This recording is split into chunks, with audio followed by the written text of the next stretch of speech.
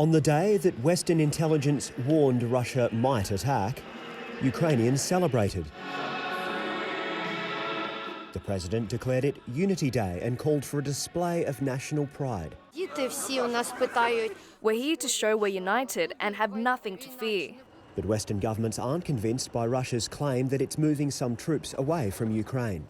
More Russian forces, not fewer, are at the border. And they are moving, concerningly, into fighting positions. The Ukrainian president, who spent the day with his armed forces, isn't buying it either. We're still seeing a large concentration of troops. It hasn't changed over the last week.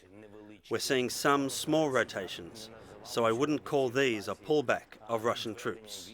NATO defence ministers are in Brussels to map out their response. The military alliance is considering sending new combat units into Central and Eastern Europe. The new normal is that Russia has demonstrated that it really is willing to contest some of the fundamental principles for our security.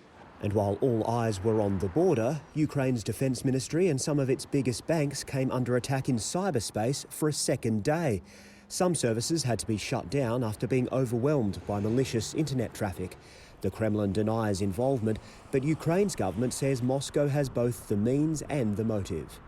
While most people could still withdraw cash, hackers were able to cause concern by spamming Ukrainian numbers with fake text messages saying people wouldn't have access to their funds. While disruptions like these might seem minor, whoever's behind them is trying to undermine confidence by making life here that little bit harder. They try to portray Ukraine as a weak state that couldn't secure its own business infrastructure and cyber infrastructure. Putting on a show of strength, Ukraine's president says he doesn't want a war, but his country will be ready for one. Nick Dole, ABC News, Kiev.